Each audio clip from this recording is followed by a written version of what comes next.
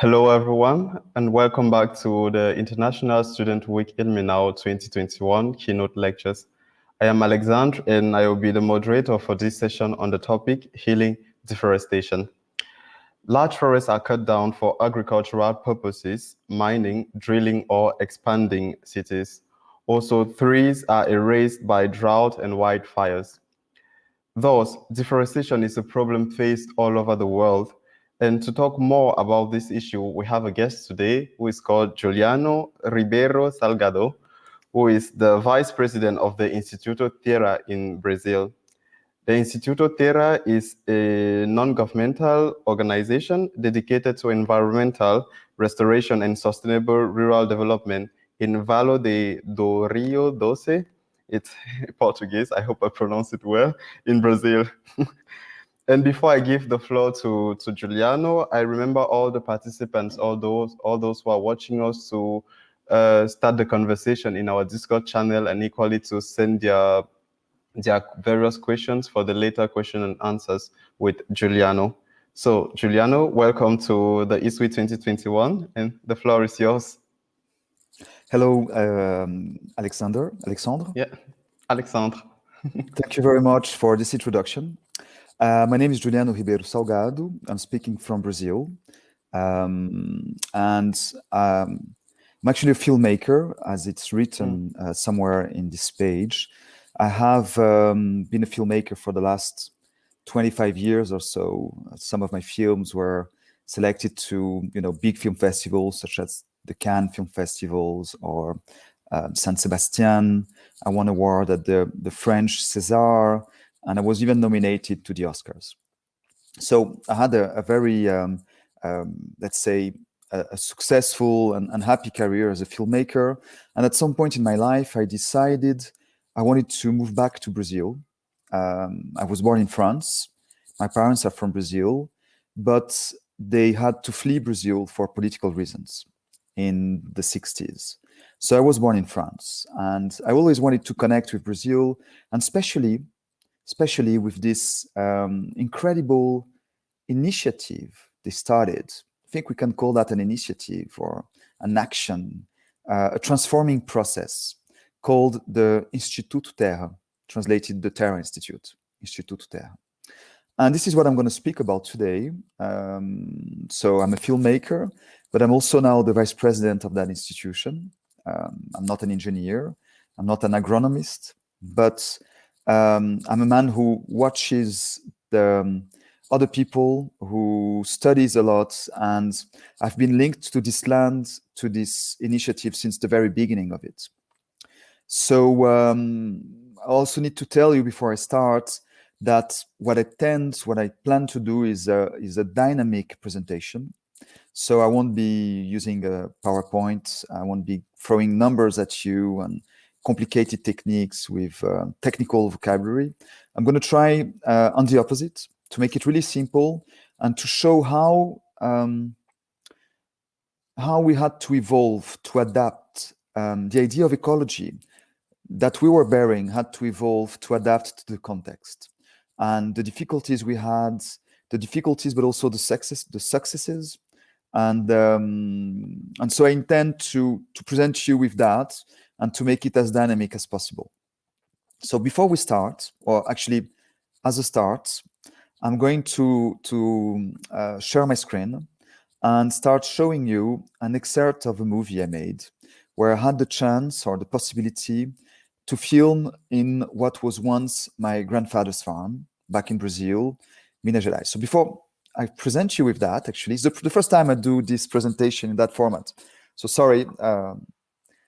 So I forgot before. I need to show you where we're based, so you have a notion of what we're speaking about. So I'm going to do the first screen share of a PowerPoint. Now, I will, by doing that, you will all understand that I'm not a young man, because I'm sharing the PowerPoint as it's in entirety and not just the little page that interests us. But still, here you have Brazil. So this is a map of Brazil. Brazil is a very big country. It's about the size of the European community. right? The European Union. It's really big. It's 14 times the size of France, 17 times the size of Germany, right? The Terra Institute is located here on these points, right? So I'm going to zoom in. You have the coast here. You have a frontier between two of our states. And here, a massive river called the Rio Doce that's about the size of Portugal, even in population. Portugal must have 10 million people, inhabitants. There are 4 million inhabitants along the valley of this river, all its affluents. But it's important to note that it's about the size of Portugal. This is the kind of scale we're working on. It's the scale of a country, of a small European, of a medium-sized European country. And so this is us, Instituto Terra. I'm going to quit this sharing, and I'm going to start sharing videos of the way it looked before before my grandfather decides he doesn't want to be a farmer anymore. So I'm going to start sharing my screen again, and what you can see here is the actual entrance of the farm, right? So there's a road. You can see there are a few trees, but very little.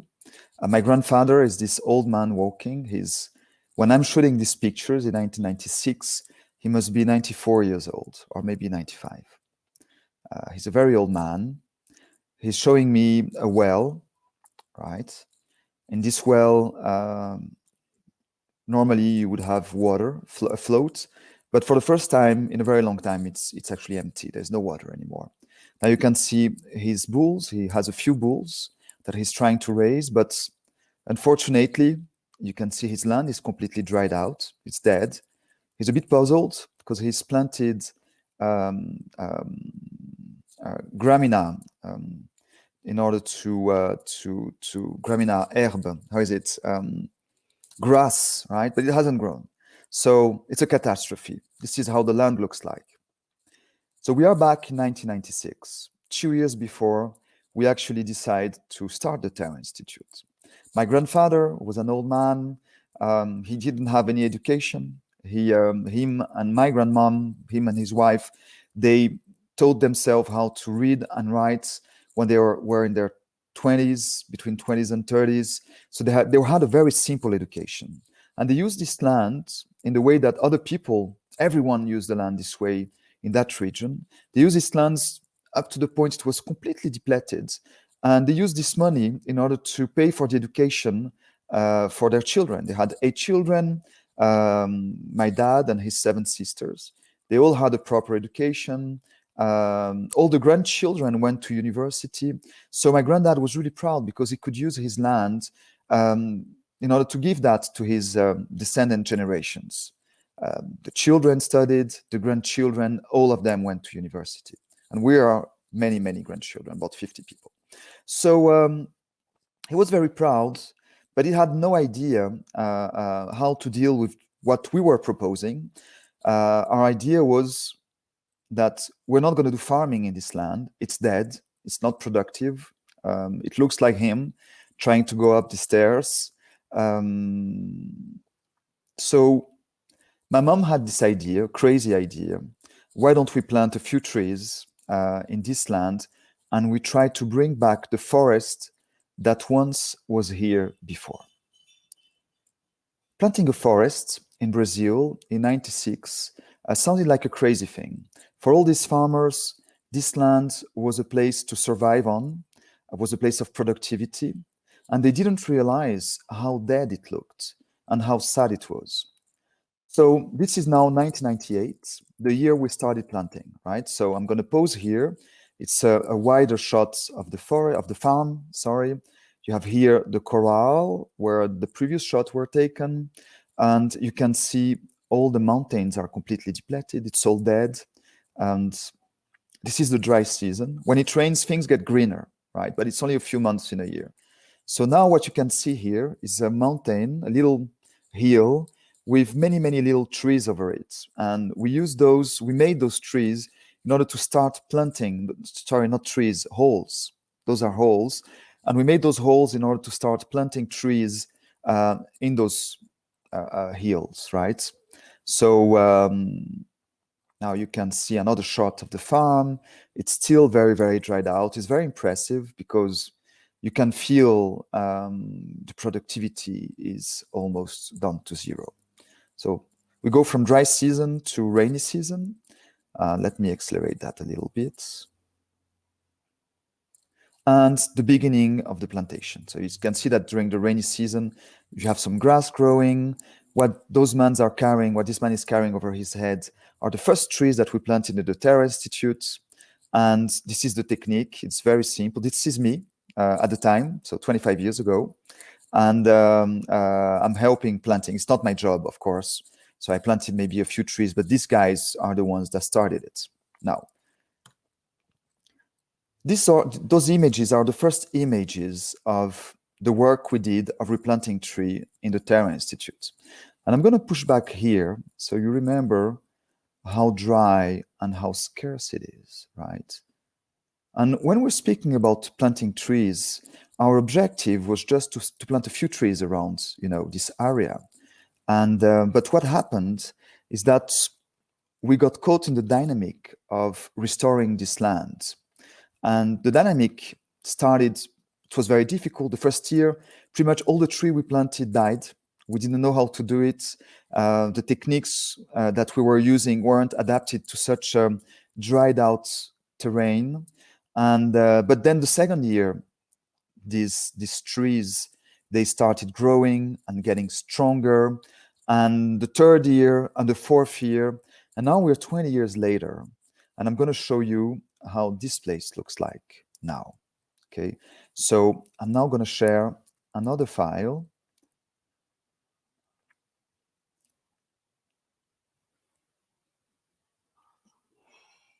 It's a drone footage that was shot 1 year ago in the Terra Institute. Oh, sorry. Here. So we are back in the rainy season, 25 years later. This is the land of the neighbor from the Terra Institute. It's full of those valley, and you can see that the alluvion are gone. The rain comes and brings the best land towards the river, clogging the river, and etc. And then you go beyond that point and you discover the Terra Institute. So everything you see in the first, the second, and the third ground are trees that we planted. We actually managed to plant inside the Terra Institute 2,500,000 trees. 2,500,000 trees. And I really wanted to show you these images because I think if you don't see it, you don't realize how effective, how powerful this is. I'm sure you remember how it looked before. It's dead. It's a completely dried out land. It's a land in which nothing is growing in, not even the grass that my granddad had planted. There is no water anymore. It's all dead. 25 years later, 2.5 million trees later, you have a forest with a complete food chain that's present. We have planted over 297 species of trees.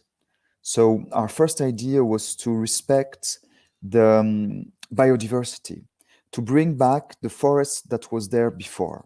So we started collecting trees and seeds in an array of 250 kilometers around us. So we would have a great diversity in our processes, in the diversity in the genetic material, in the genetic informations from those trees.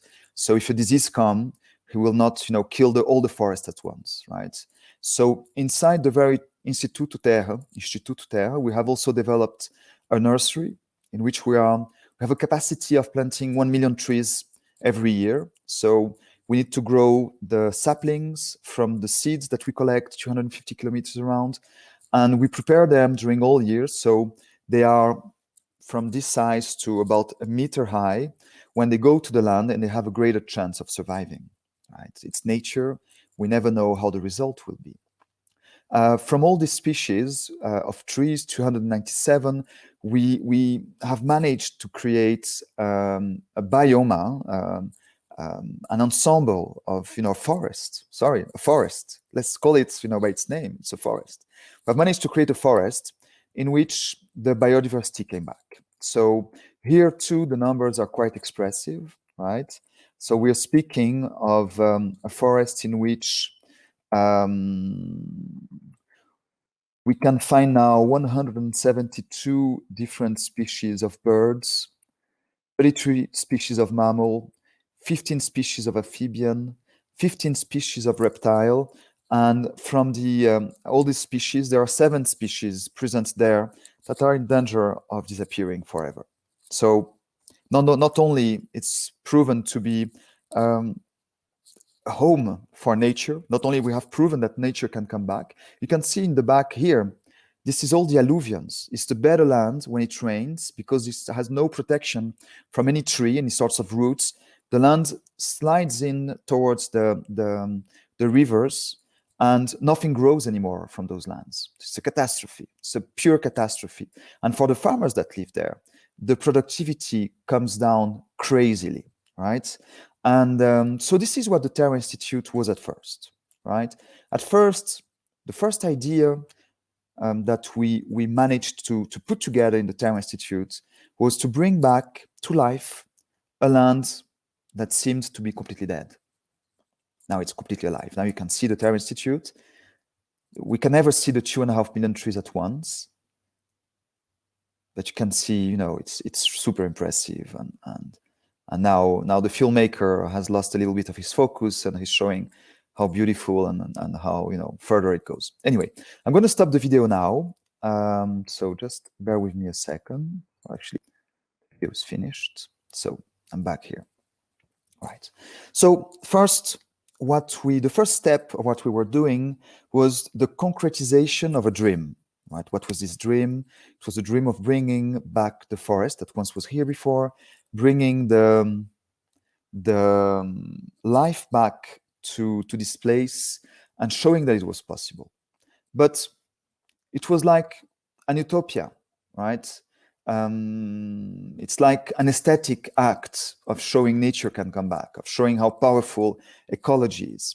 But if we really wanted to change the environment, we had to go beyond the 600 hectares of land that we actually converted back into forest. So how did we do that? We're speaking early 2000s, and the first program we started was an educational program in which we were going to teach farmers how they could benefit from sustainable techniques to augment their revenue, to augment the productivity of their lands, right? So we started directing it to our neighbors, to farmers that were really close to us. And through the years, we have given technical, we have passed on technical informations and certifications to over 82,000 people. I mean, the numbers, right? 82,000 people. It's a small city. It's actually a medium-sized city.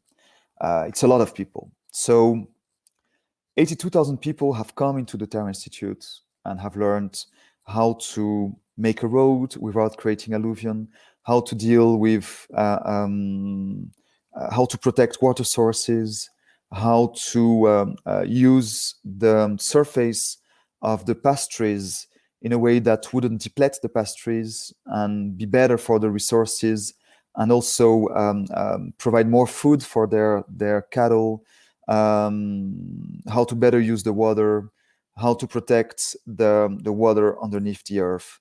So when it comes out, the reserve of phreatic water, the underneath water, right?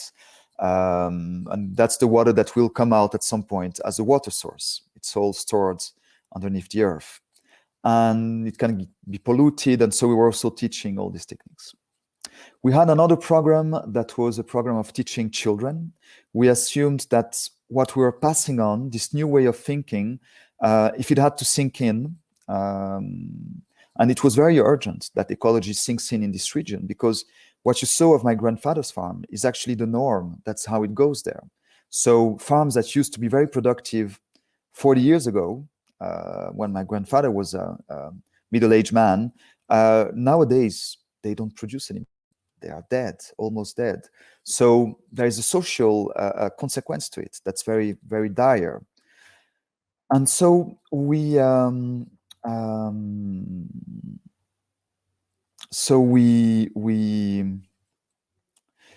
started with that, the idea that we're going to teach them techniques for protecting their lands, and that the benefit they will take from it would be augmenting their productivity. And then we started focusing on the children. The children will be the ones that would transmit the ideas. So we have had in our center about I think it's about 10,000 children that have our technique. Is that we bring children to Brazil has a midterm school, right? So people study in the morning or in the afternoon. So during a week they would come to the Terra Institute in the other time, the one that they're not studying, and then they would teach the other students of the school the technique we had to pass on to them. So we have taught about 15,000 children, and they have passed on these techniques to about 20 other children each, right? So to about 60,000 children. So we have had this activity that was very important, trying to bring this culture of ecology in a place that there's no culture. But all of that we felt was not enough. We needed to do more in order to be able to actually transform the region. The main problem there is that the land is dry. This dried out land, every time there's a rain, the alluvium runs into the water sources, into the streams of water, the rivers, and all these water streams dry out. And so we started a new program about 10 years ago that was a program called Waterholes. The Waterhole program, I'm translating from the Brazilian, actually it's the water sources is the correct term. The water sources program is a program in which we will go to a farm, we will restore the trees that are all the land, the trees that are right around the water source. If we plant trees around the water source, we will protect it from being from the alluvions to dry it out. We do another intervention in this farm, is that we create in strategical places little reservoir, artificial lakes, if you want, just by creating a hole, a big hole. When it rains, the water concentrates there instead of running towards the next river. And water springs. Yes, the water springs program.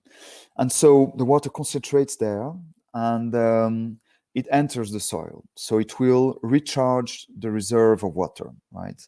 So the third technique we bring there is that we install those ecological small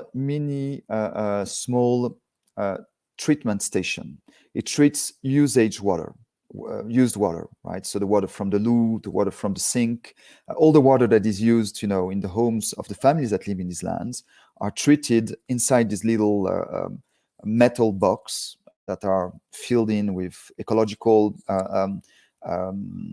products that will clean the water before it's released into the land, and then ultimately going back into the reserve of water that are underneath the land. And then that will eventually come back from the water sources. So this is a simple technique, right? That is addressed to people that had in Brazil, you have to understand, Brazil is huge. The lands are big, right? And in our region, we consider that those are small production units, small farms, from 10 to 25 hectares. If you look in a French reality, it would be big, but in Brazil it's small, And the techniques that are used and the fact that the land is so dried out make it very hard for a family to make ends meet using a land that's so small. So we started making these interventions about 10 years ago. And from 10 years ago to today, we have restored about 2,000 water sources. In about 1,050 families have been impacted by this program. And now I have to tell you a story that impacted me a lot. When I came back to the Terra Instituto in 2016, that was right after I decided to move back to Brazil, I visited one of these farmers that was one of the first to be contemplated by this program. And he was very, very proud of the fact that during the dry season, and you remember the images of my father's farm, during the dry season, every farms look like that. And in most water holes, water stops showing up. You don't have any water anymore in the farms. It's a catastrophe. So he was very, very proud, saying that in his farm, it was the only farm in the region that had water during the dry season. So it was his way of saying he had done a good choice. He had to sacrifice a part of his land, because when we plant around a water spring, we have to mobilize 0.7 hectares, right? He had 2 water springs. So he mobilized 1.4 hectares, which for a land that's 15 hectares is about 10% of his land. So it seemed like it would be a sacrifice to him to give away 10% of his land. But 10 years later, the result was amazing to him. So we followed him, and we were on his land. There were 2 hills on his land. The 2 water sources on the top of each one of these hills. The 2 hills were filled with trees, grown-up trees, from 10 to 15 meters. There were actually, it's true, there was water there. And when we were on the top of these 2 hills, and we looked back, we could see there were 3 plantations. And as I told you, I'm not an agronomist, so I'm not a specialist. I knew that one of the plantations was a plantation of coffee. It's very common in our region. But the other one, I didn't know what it was, and he told us it was cocoa. So he presented that he had one plantation with 5,000 cacao to make chocolate. It's cacao. I think you said cacao. It's the seed you use to make chocolate, right? So it had 5,000 of those, and he had 4,000 coffee trees. And he was, with the water, he was using his water and his land to grow these 2 plantations, and that's what he was living off. So the first question I asked him, because I really wanted to make sure what we were doing was actually working out, was if he was now making more money than he was before. What had he got before that? Before we had water back, he told us that he had 6 cattle there, 6 bulls that he would look after and sell when they were fattened, and then get a new one, and that was his cycle. It was growing trees, growing bulls, and selling meat, actually. And so the first question was he making more money now or before? His reaction was, no, I'm making much more money now. So great. So first thing, is actually there is an improvement in his economical situation. Great. Now, is this more work or less work? No, it's much less work than it was before. Before he would work from dawn to late in the night. And by that point, he was working 8 hours a day, which meant he had time for himself for the first time of his life. This man could read, could watch TV, could speak with other people, could do other things from his life than just work. So that was a major improvement. To me, it was as important as the economical improvement. But then there was, as I told you, there were 3 plantations. There was this bigger coffee plantation, this cacao plantation, and this smaller coffee plantation. And he only mentioned 2 of those 3 plantations. So I asked him, but what about the 3rd plantation, this smaller coffee plantation? And he looked at me. He pushed me, aside. He didn't want the other people that were with us to listen to what he was going to say. And he told me that his son was studying in the little village nearby. They had no money, So he would study in the morning, and in the afternoon there was nothing to do for him in the farm, and he had no money. He couldn't do anything. Brazil is a capitalist country, so even for any cultural thing you wanted to do, you need some money to do it. And so because he was left on his own, he started, I guess he meant smoking pot, said using drug. So he started using drug at the end of the school, and before he knew it, in order to be able to buy for his consumption, he was actually selling drugs. And I'm pretty sure you're all aware the massive problem that represents a drug cartel in Brazil, how dangerous it is to be part of one of those, and that in Brazil it has dire consequences to enter this kind of organization. Changes someone's life, and it shortens someone's life as well. It's very violent, very, very violent. And so the man told us that, he was telling me that, sorry. And he was very worried for his son. And so what he did was that he gave his son a little piece of land, and because there was water, his son could grow 500 feet trees of coffee, and he could make money. And I'm guessing, he didn't tell me, he's growing his own pot somewhere in that land. He didn't show us where. But he's got money now, so he's back to school. He's inserted in his educational process. He's inserted back in school. He's making his own money, and he doesn't need to work for any drug cartel anymore. And so this for me was something really, really important, because this is tackling a major social issue that we have in Brazil, because families are having a very hard time making ends meet in the rural section of the country. People go to the bigger city, and they get involved into all sorts of illegal activities, or sometimes just informal work. But the quality of life of most of them goes down a lot. And so this was the proof that our program was working even better than we thought. It was not only making a difference in that man's life, him and his wife, they were better off, they were working less, but his son could work out of this land as well. And then we knew that his grandparents had moved in as well. So from a land that could barely hold, one generation, we were having 3 generations living there. So it was amazing to us to realize that, really amazing. And we had the confirmation that what we were doing was actually having a great impact into people's life. And so we were bringing this idea of that's purely ecological, planting trees, protecting water, cleaning water, reinforcing the capacity of water spring to actually, they don't produce water exactly, but they spring water, right? Sprinkle water. So this water was there suddenly, it was there all year, and it was making a massive difference into this man's life. We had those techniques. So we started to think, okay, now that we have proven we can bring life back, we have replanted these 600 hectares of continuous forests with a complete food chain, with all these animals that came back, from the biggest, from the jaguar, the Brazilian jaguar is back there, to the smallest. We have programs that are transforming people's life outside of the Instituto Terra. We had by this point also started another program, because we were trying to implement all these activities on the top of the ones that we're already doing. We were also forming young people that had a diploma into being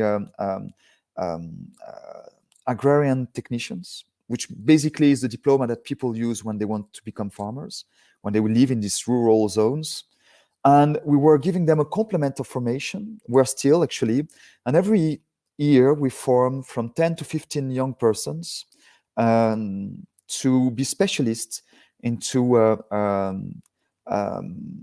reforesting and maintaining areas that are being, treated to be sustainable, right? So they spend a year with us at the Terra Institute, at the Instituto Terra. They learn all the theory of it. They do a lot of practical work with us. And then when they leave the Terra Institute a year after, most of them find jobs. Actually, they all find jobs. So it's a real success. And some of them keep working with us when we start, augmenting our activities. So 2 years ago, a little bit before the pandemic starts, we had reforested those 600 hectares inside the farm that was once my grandfather's farm. We had realized we needed to bring solutions to people's problem through ecology. And so we had managed to successfully put together a program of saving water springs, and we had saved about 2,000 water springs in the region. We have had this huge impact in education. More than 80,000 people had passed through the Terra Institute to learn the simple techniques that we were passing on.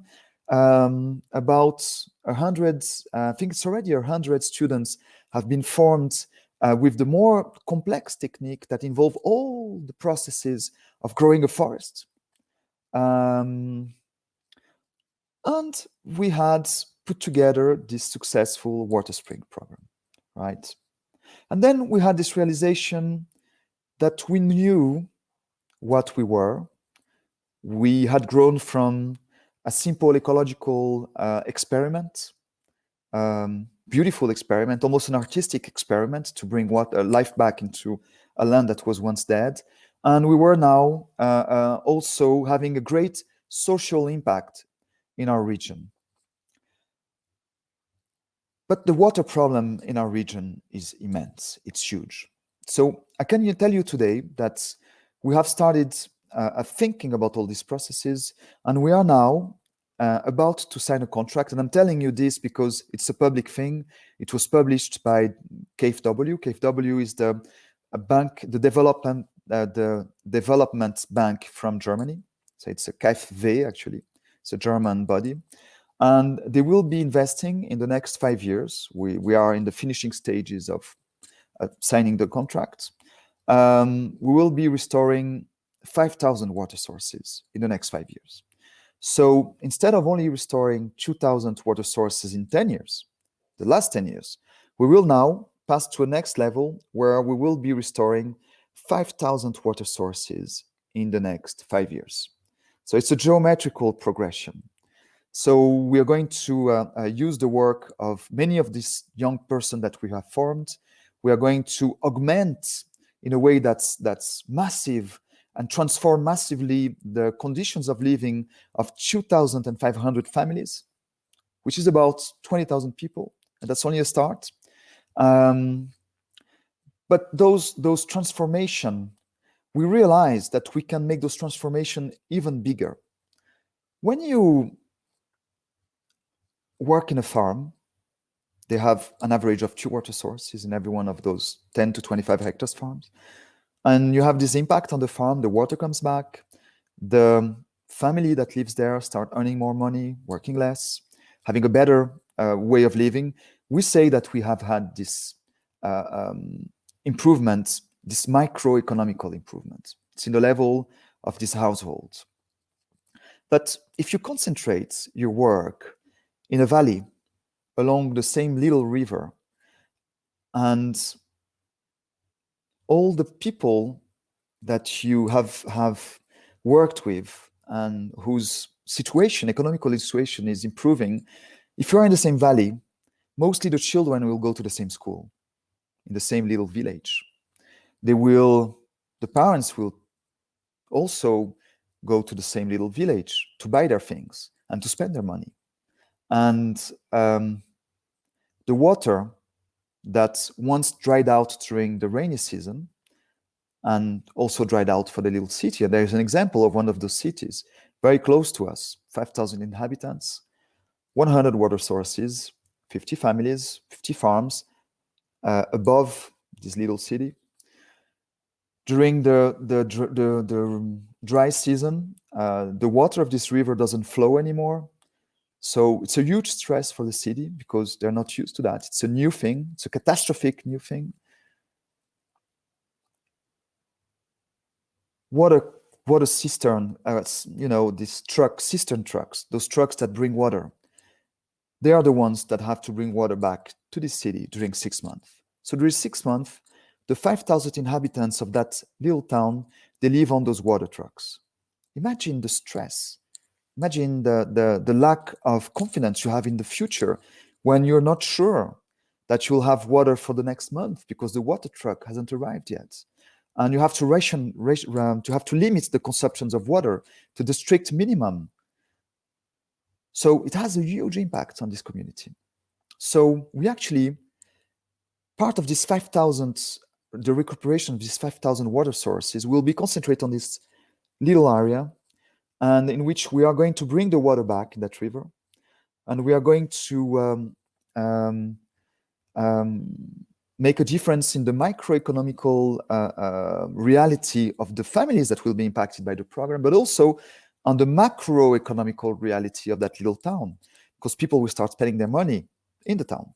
The water will come back for the inhabitants of the town. So it will have an impact on the economy. And so our next state of being for the Terra Institute will be to be the bearers of what can be, for Brazil, an alternative way of developing our agriculture based on reforestation, a reforest. So this is the concept that we are bringing as a concept that englobes everything that we do. It's called reforest. Reforest is our ability to bring back to life what once was dead. Reforest is our ability to change people's life, to reforest, the life of a student, the life of a family, bringing, money back to these people so they can have a decent life. Reforesting the water that comes back to the city and the economical situation. So this is the next step of what we're doing. But then, before I conclude, I have to tell you a story, and I'm going to use this story as an example to tell you what will be the next step of what we're doing. Because I'm a filmmaker, I'm now in touch with a lot of the what's going on in Amazonia. And for one of my movies, I got in touch with two of the most prominent researchers for the Amazon pre-stories, the story of the Amazon before the arrival of the Portuguese and the Spanish. And these two men, one is an ethnologist, Carlos Fausto. The other man is an archaeologist, Eduardo Neves.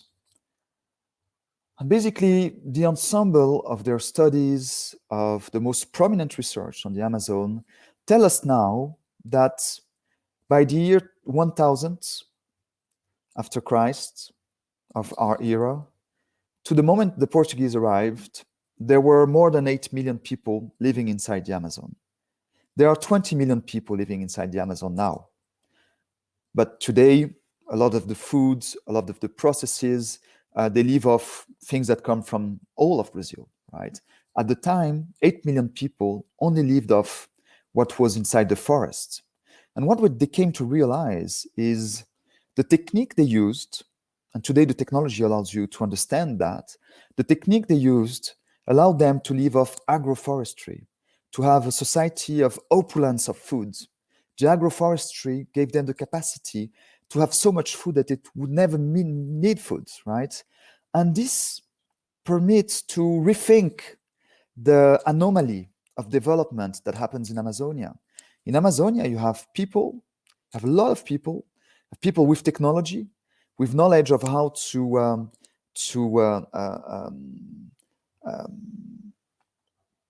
deal with species of plants that they can grow, but they never go to full-grown agriculture like it's happening in the Neolithic moment in Europe, in the Euphrates, and everywhere else in the world.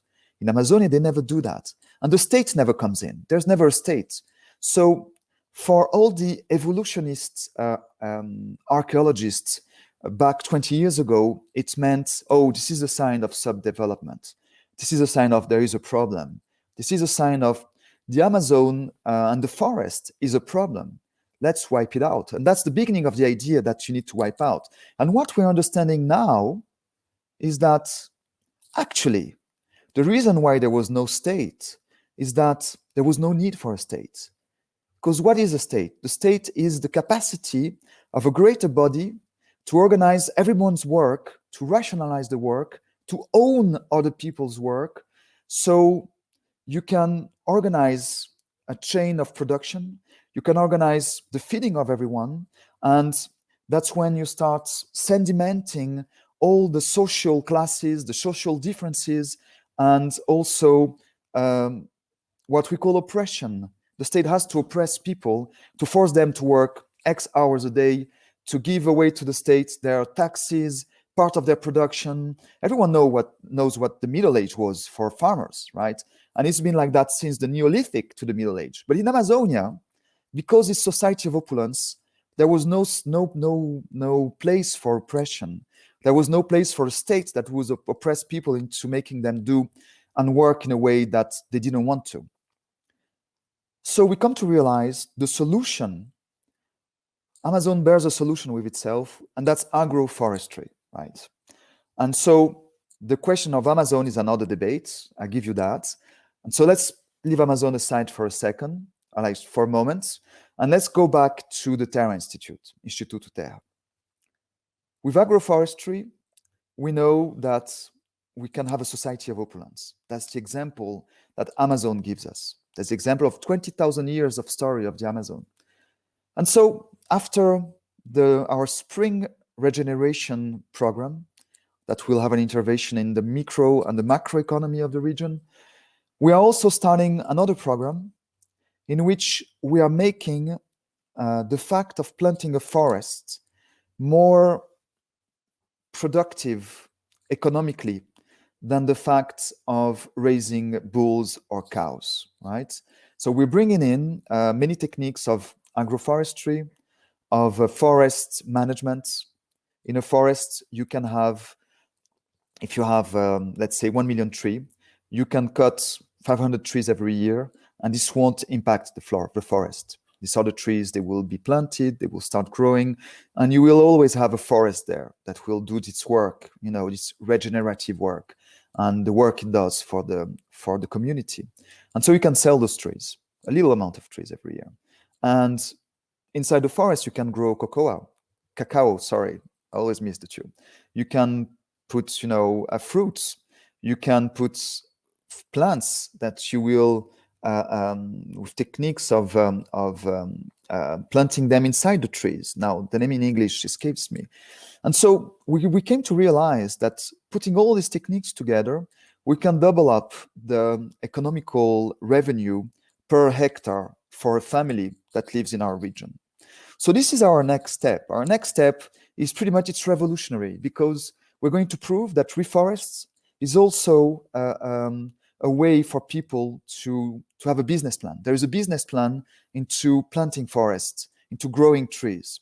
So we are the bearers of all those ideas in our region. Our goal is to keep doing it, of course, to keep doing it even more. So we are in this process. It's dynamic. This process is happening as we speak. But also, we are starting now as well all the economical measurements, the water drainage measurements, the quality of water measurements, in order to be able in the next, these things take time, so it will take another 7 to 8 years before we have the demonstration, the scientific demonstration of the impacts that we can see, that we not only feel, that we see, you know, that are happening. You can see when people's life change. We'll be able to measure those impacts and to provide those measurements to all the communities, scientific communities, but also the communities of Brazilians. Because what happens to our agriculture is typical. In Brazil, there is pretty much only 2 stages of agriculture. It's either the Amazon, forest, it's all doing good. You cut the forest, then you have 5 years. 5 years later, it starts looking like granddad's forest. So something is wrong, something has to change. But in order for it to change, we have to fight all the prejudices that have installed through the years. And they started with this idea that trees are bad for development. And that's a false idea. And we're going to be proving that trees are good for development, that ecology is the future for agriculture in Brazil, that people will make more money being ecological, having trees, having water back. And now to conclude, right, that's something that I'm really keen on, and I think it's really, really important. The techniques of planting a forest, to have a forest that's completely autonomous, that will continue living for millions of years without the operation of, without any human having to intervene in it. And that's what we're doing in the Terra Institute. It's a very long time project. The project is the time of this project is eternity. It's a project that is timed into eternity. It's crazy when you think about it. How long, you know, the time frame of all of that. All these techniques of how you put together this complex body that is a forest. It's a technique that has lived on very recently. In Brazil, we are now the great specialists of that, but it's been only since 84, 86 that we started developing this science. And why is that? Because it corresponds with the democratic movement in Brazil. Democracy comes back after dictatorship, and suddenly there's the need for that. There's a need for forest. There's a need for implementing people's life. And also all this agroforestry technique, it's deeply rooted in the values of democracy. And so we are bringing, on the top of all the changes that I've already told you about, we're also bringing programs where we're passing on philosophical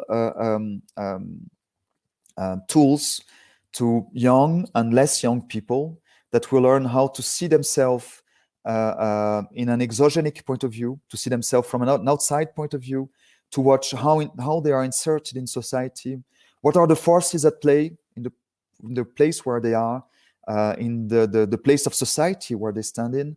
And they will, at the end of every one of these lessons, they write a very simple little dissertation where they put themselves, and they put themselves inside those forces. It can be consumption, it can be ecology, it can be the way that they see themselves and how they're seen by the medias.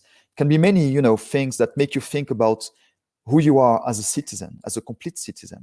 And then we use those little written essays as scripts for producing social media objects.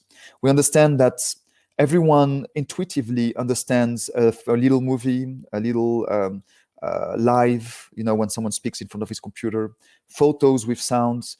And so we're passing those techniques down. And so our idea is, as soon as we come out of the pandemic, that we start implementing this program even more, and that through this, we create a horizontal communication, a political communication, but political in its pure meaning, not politician, not sides, but for people to be able to express who they are, what they think of their society, and start exchanging using tools that are understandable by everyone. So we're trying to foment that. We're trying to foment democracy, and we're trying to make a big change in our region, right? So, so this is it. This is the Terra Institute, the Instituto Terra. You can visit our sites. I think I've seen, passing a message telling exactly. So that's our website. You can come in. We are a non-governmental organization, so we need help, right? So we have these big donators such as KfW, KfW that help us, but we have many other programs that they're all very important. So if you feel like helping us, or if you feel like passing this on to friends that they want to help an initiative that is replanting trees, bringing water back, changing minds, saving the forest, well, then you can please pass our website address on, and just by visiting us and knowing more about us, you're already giving us a great help, right? So I think this is it. So I'm gonna end this chat now and open it to Alexandre. J'espère que j'ai pas été trop long, Alexandre. And thank you very much for your attention. I hope I wasn't too long. Thank you. Thank you very much, Juliano, for this, I would say, very thrilling but also rich experience that you just shared with us here at the International Student Week Ilmenau. I think we have taken a lot from this, and I see in the Discord channel that participants are really getting excited about the project, especially the videos that you shared with us, and the landscape view of the whole man-made forest. That is really incredible. And I have here some questions that some participants have asked for us, and if you'd like, we can do it now. The question and answer sessions. Yeah, the first question from one participant is, how important is biodiversity when growing a forest? How important is it to have maybe, for example, exotic plants, or maybe plants from from Brazil, since the project is in Brazil, having native plants, and equally maybe other plants. So how is it important to have this biodiversity when growing a forest? Well, there's two questions actually inside this one question. This question of biodiversity and native species, right?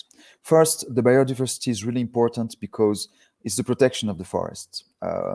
If you have just one species of tree and they meet, a virus or an insect that is specialized into attacking that very species, then every tree will die, and it makes a very weak forest. So the idea of having a forest that is biodiverse is that it will make it a very much stronger body, right? And it will also bring all the disseminators. We have a nice way, to say it's called the rain of seeds. Basically, it's when the bird eats, the little seeds, they will make rain seeds, right? You get my idea. And so biodiversity helps that, because you bring more of those pollinators, and of those also the animals that will help you expand those trees. Now, why native? When you bring exotic species, there's always a risk that this species somehow it will unbalance the competition of species that's been settled for millions of years. So if you bring another tree, maybe it will favor, it will imbalance all the equilibrium of that very this ecological ensemble. Sorry, I'm missing my terms in English now. But you create a disbalancement with outside species. There's a risk that they take over from the native species, and then suddenly you can't stop it from just taking over all the biodiversity. So it's a risk, and so it's a risk we don't take. So we make this effort to not only be biodiverse, be native, but also to have a great span of origins for all these trees. So there is a great biodiverse and diversity, genetic diversity in each species. Yeah, thank you very much for that. That means to have, I would say, a complete forest, it has to be a mixture of different species to really make the ecosystem to work, and because in the ecosystem, each plant, I would say, from what you explained, supports each other. Correct me if I'm wrong. I'm not correcting you. You're not wrong. It's exactly what you're saying, Alex. Sorry, Okay. Alexander. Alexandre. Alexander, sorry. Yeah. Okay. Yeah, and we have this next questions looking at the species, since we were talking about the biodiversity, looking at the species of the plants, and the participants wants to know, looking at your experience too with the rebuilding the forest, what plants were more promising, what plants grew faster than the other, looking at the different species of plants that were planted in the forest. So it's a very interesting question, actually. The technique of replanting forest, the trees are separated in three great, when we replant forests, we separate trees in three great genera, right? The first genre are the primary trees, the one that will grow very quickly.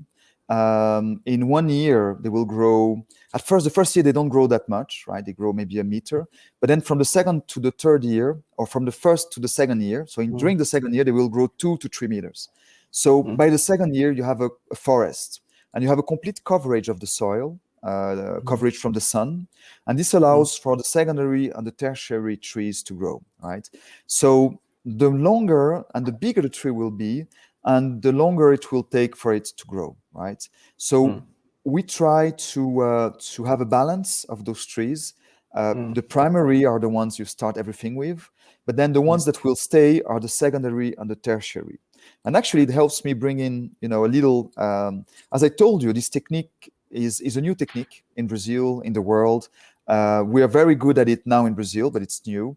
And so we realized 2 years ago that a lot of the species we plant as tertiary inside the Terra Institute, they hadn't grown.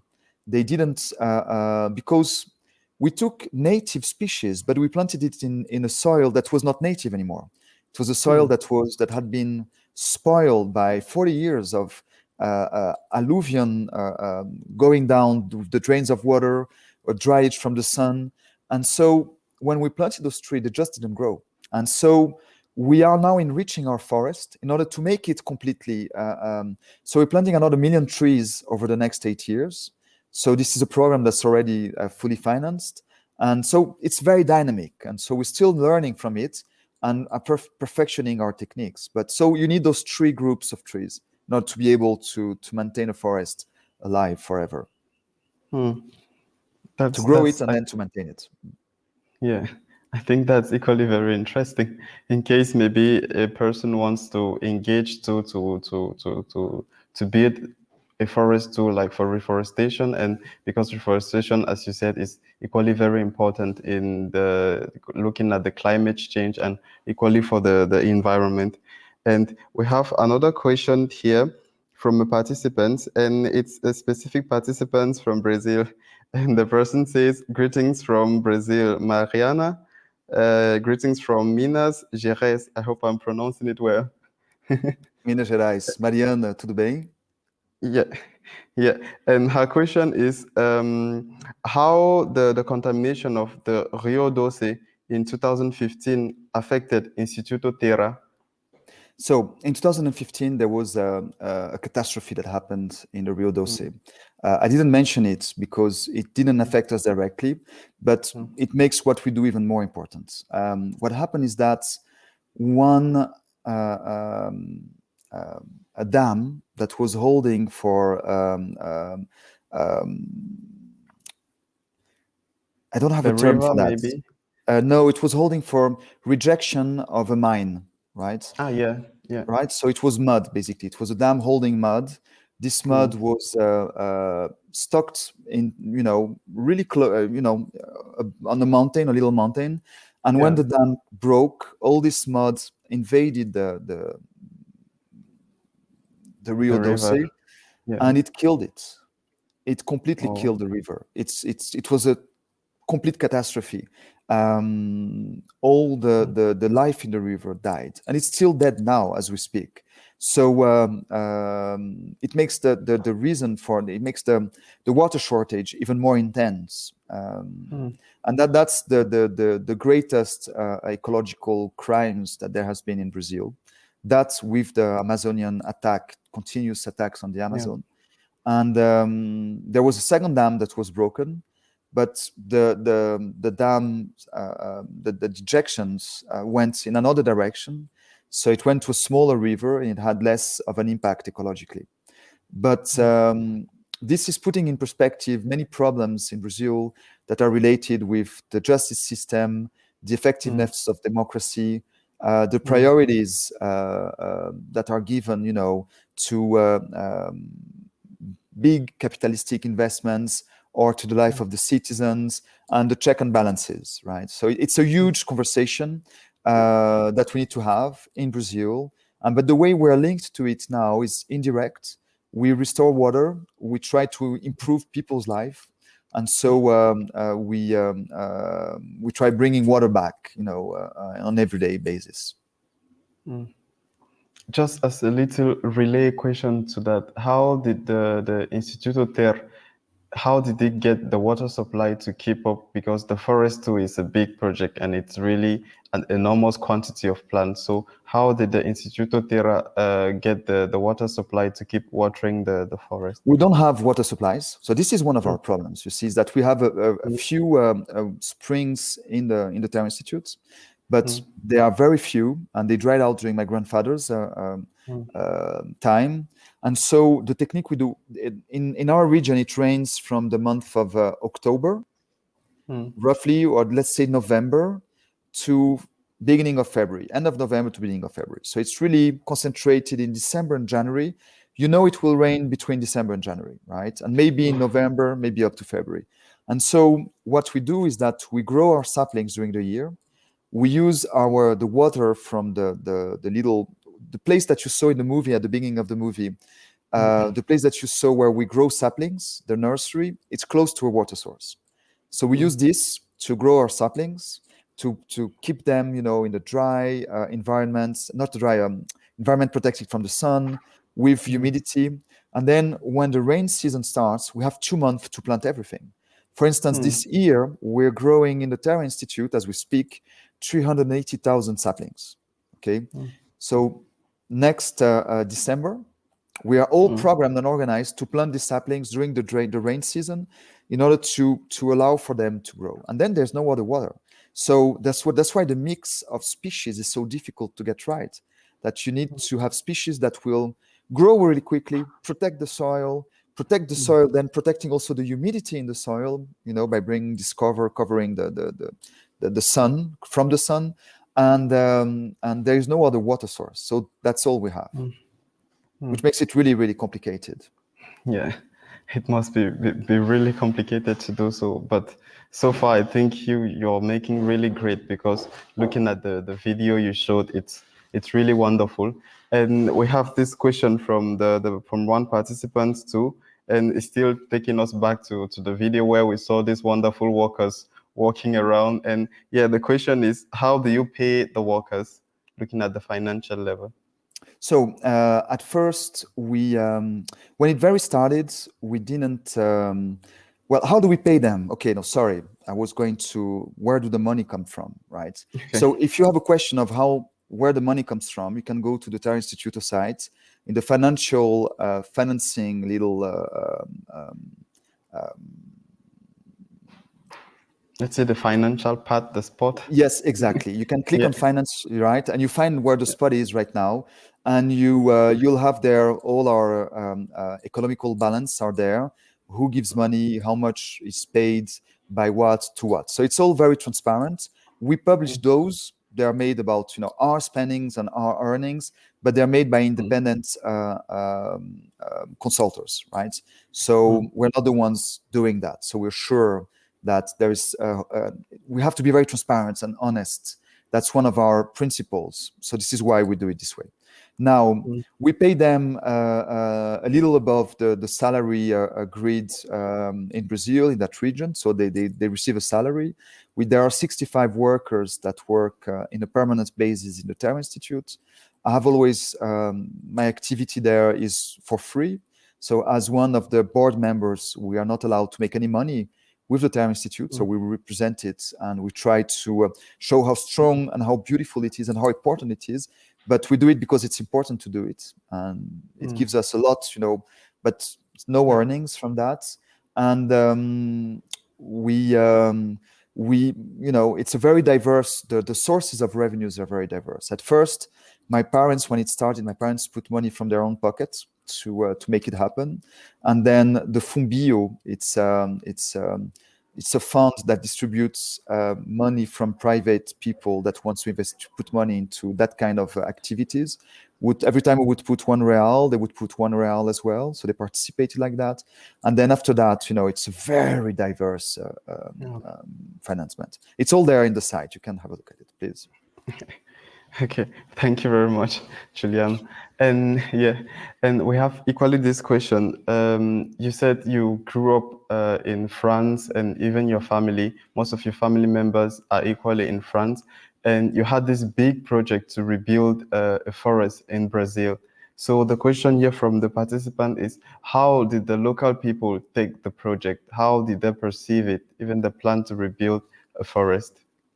Well, that's a super interesting question, because the first person who didn't believe in that and thought it was a completely stupid idea, it was throwing money through the window, it was my grandfather.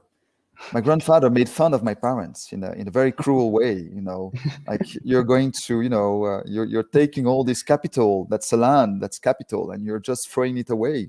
And then you're going to put money to grow trees. I can't even put, graminae, herb. How is herb in English? Plants, I think. Yeah, what the Grasses. grass for his Yeah. cows. So he thought it was crazy, and that's what everybody else thought.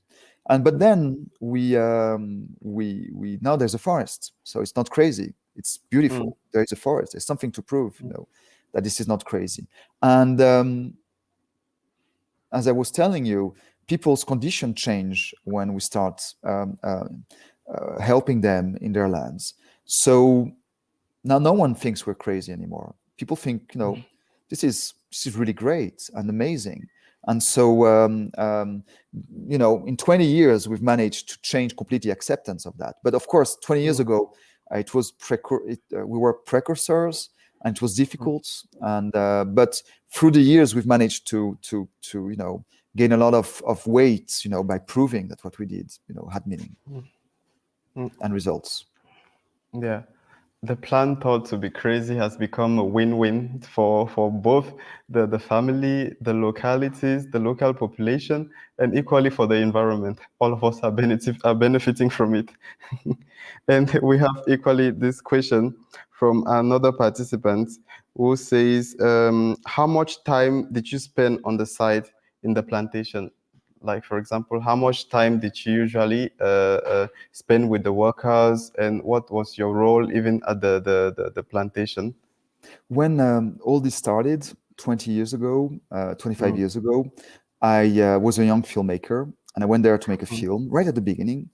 And I participated, but very lightly, planting. And at this time, I was a young man, and I really didn't want to get involved into anything that involved my parents as well. Maybe some people can relate to that, or at least understand it. And so it took me a long time before I actually decided to invest my work and my time into the Terra Institute. In 2015, I started being in Brazil more than in France and in Germany, where I was living in Germany at the time. And so I moved to Brazil, and almost immediately I wanted to be part of that, because I knew that the Terra Institute is so important. Nowadays, I can say that I spend, without being paid for that, I spend maybe at least 3 hours a day working for the Terra Institute. I'm not in the field. My work is not, I'm not an agronomist. I don't have this capacity, especially now that we are in a very dire situation related with the pandemic in Brazil. I'm not going to the Terra Institute. We're working remotely when we can. And so, but, I do a lot of work for the Terra Institute. And I try to help with the qualities I have to bring, the ones of someone who can communicate, a filmmaker who understands, well. Yeah. And you just shared how you felt when your parents began with the project, that you didn't really want to get involved because you were still young. And these participants have this question. Have you ever thought of giving up? What kept you moving and still working even for the Instituto Terra? So my parents, who started it, they never thought of giving up. They always wanted to be a success. They are very. They have this amongst them. They're a very powerful couple. They can achieve a lot, and so no, they never thought of giving up, actually. And it's always difficult. There is so many issues to be sorting every year, but we all believe this is the right thing to do. So there is no giving up. There's no stopping. There's only growing. And trying to not only change our region, but to bring with this project of being able to measure the relation between the investments we do reforesting and the improvements we'll bring in the micro and the macro economy of the region. We think we can bring something that's really solid and important to the Brazilian society. So this is what we want to do. Yeah, growing like the trees are growing in the forest. It's just keep moving. Yeah, and we equally have this question from one participant who says, Brazil is a mega biodiverse hotspot, and the participant would like to know if there is a legislation that strictly bans the cutting of native tree species, and equally in the forest of the Instituto Terra.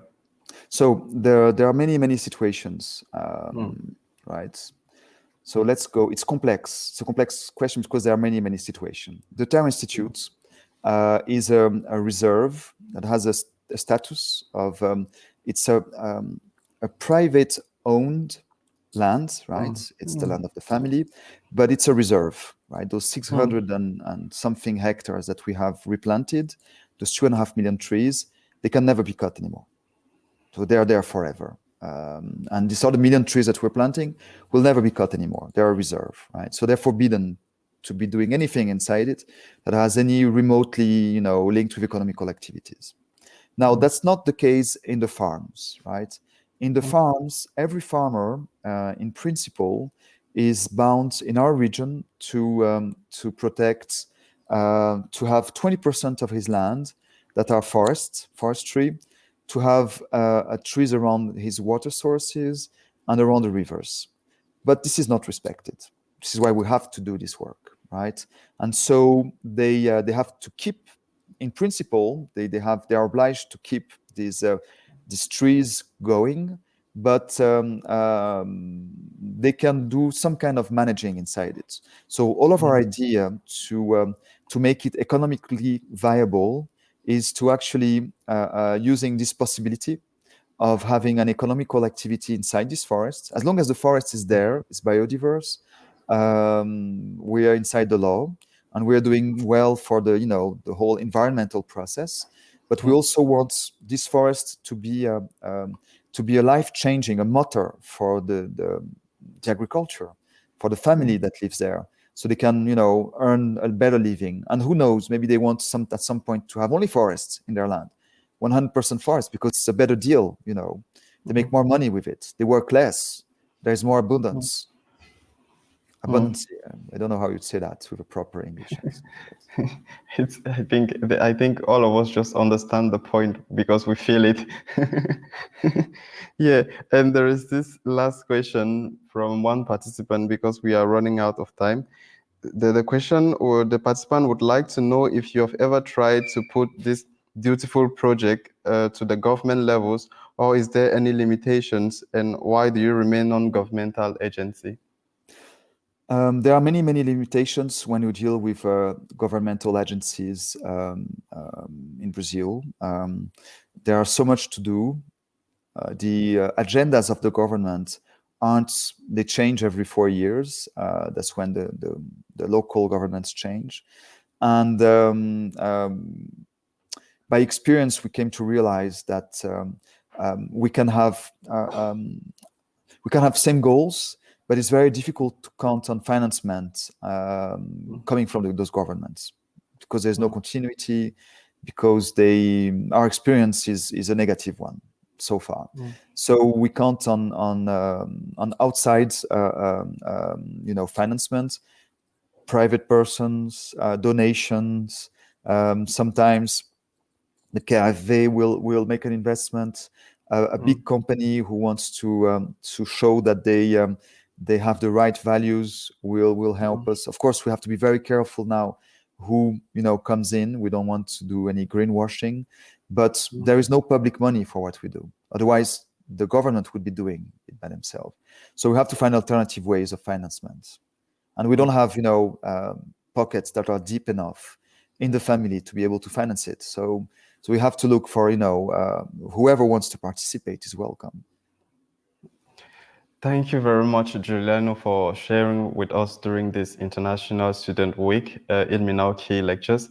Would you like to have maybe a last word, since the program is, I would say, purely meant for students around the world? Would you have a last word to encourage the students on following your path? Yes, what the Instituto Terra tells us and what it teaches us is that it all started with a crazy idea from a lady who once said, why don't we plant a few trees here?